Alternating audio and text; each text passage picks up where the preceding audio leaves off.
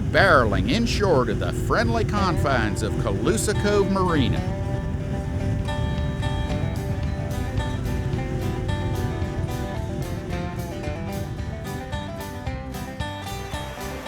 Then it's on to the Overseas Highway, southbound.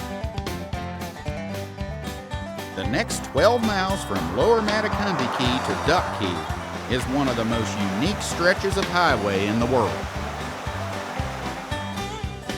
After crossing Channel 2, it's on to Craig Key,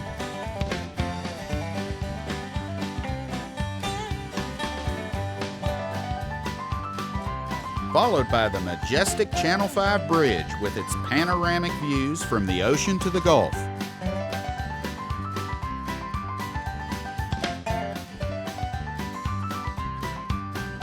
Then it's on to Long Key,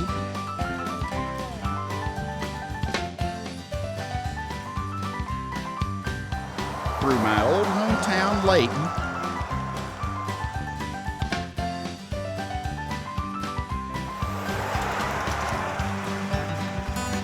then across the second longest bridge in the Keys, the 2.2-mile Long Key Viaduct.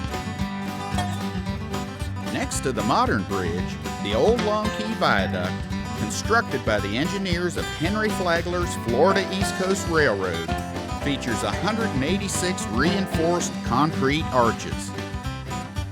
When completed in 1907, the Long Key Viaduct was one of the world's architectural marvels.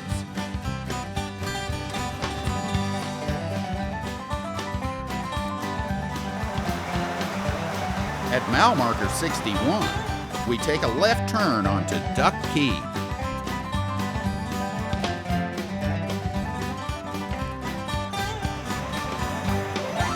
We're launching at the luxurious Hawks Cay Resort.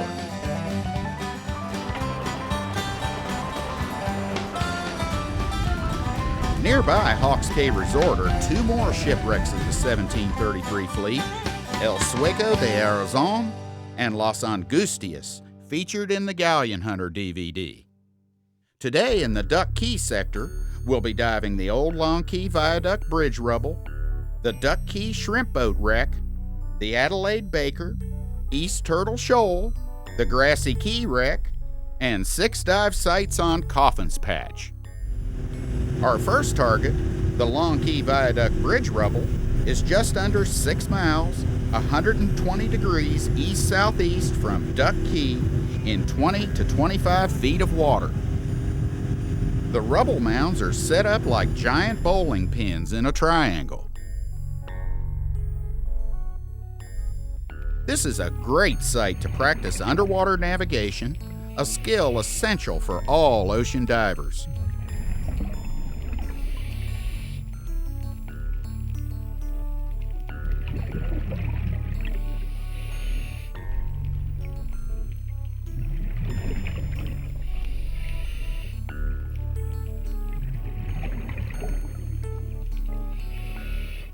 This is a symbiotic cleaning station.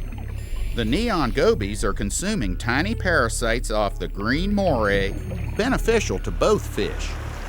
We've eased about 2.5 miles southwest from the viaduct rubble to a deep wreck site, the Duck Key Shrimpboat, in 150 feet of water.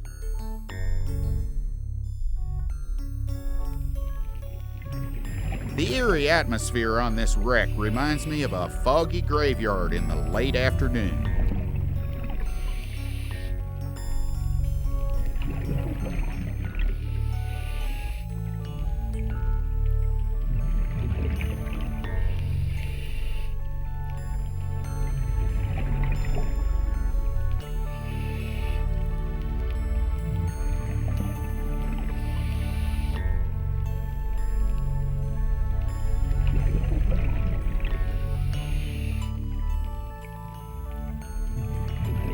The Duck Key Shrimpboat is not a sport dive for recreational divers. The depth and current make this site a decompression dive, never to be attempted without a team of pros and a rigid dive plan with backup tanks at each decompression stop. About 2.5 miles 280 degrees west-northwest from the Shrimpboat, are the scattered remains of the Adelaide Baker. The Adelaide Baker was built in 1863 in Bangor, Maine. She was a 3-masted bark, 153 feet long, with a beam of 35 feet. Bound for Savannah, Georgia with a load of lumber, the Adelaide Baker went down on January 28, 1889. Local wreckers saved the entire crew, but little of her cargo. The first site is believed to be where the ship grounded. Scattered ballast and the remains of a water tank dominate this site in about 25 feet of water.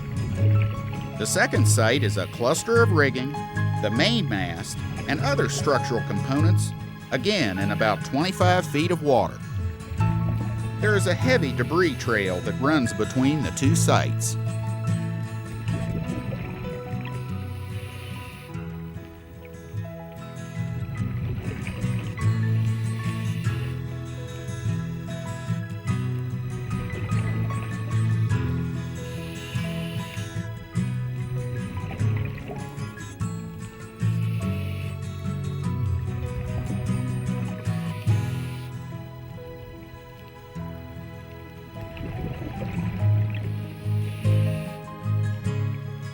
From the Adelaide Baker, it's a 2.5-mile skip northwest to East Turtle Shoal, a channel patch reef in about 15 to 20 feet of water. The next target is the mysterious grassy key wreck in 12 feet of water.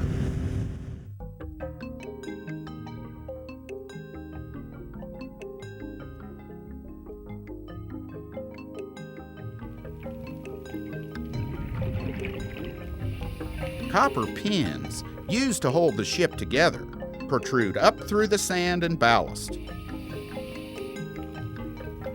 The copper bottom sheeting found on the hull of this wreck, coupled with these metal ribs, indicate a British man-o-war from around the 1850s.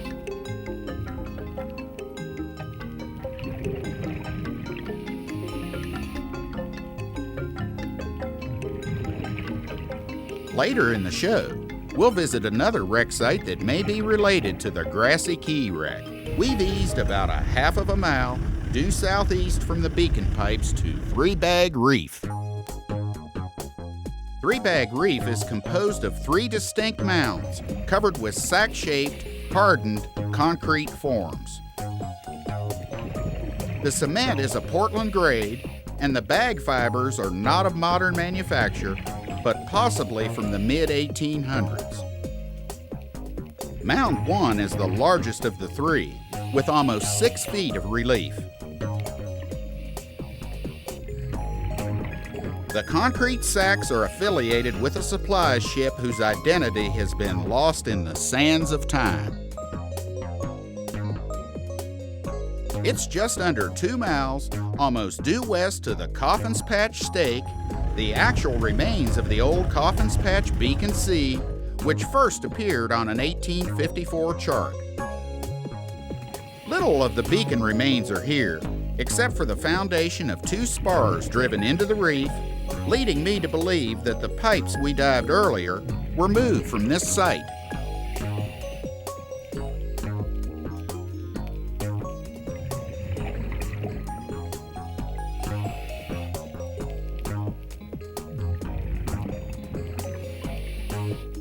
When the blue water's in, the spar is a world-class dive site in about 15 feet of water.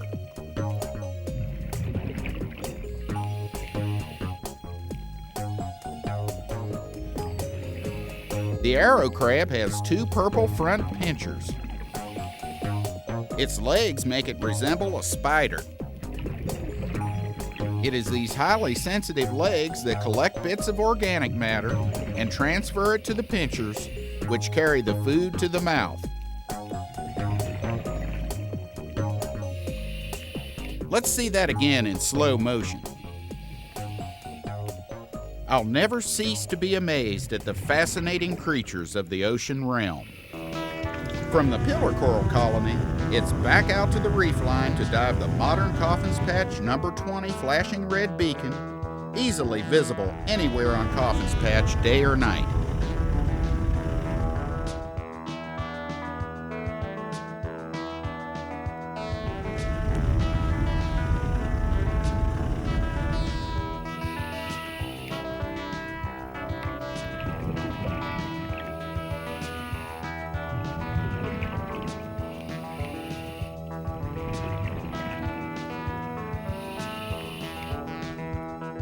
The reef seaward of number 20 is gently sloping, replete with sponges and soft corals.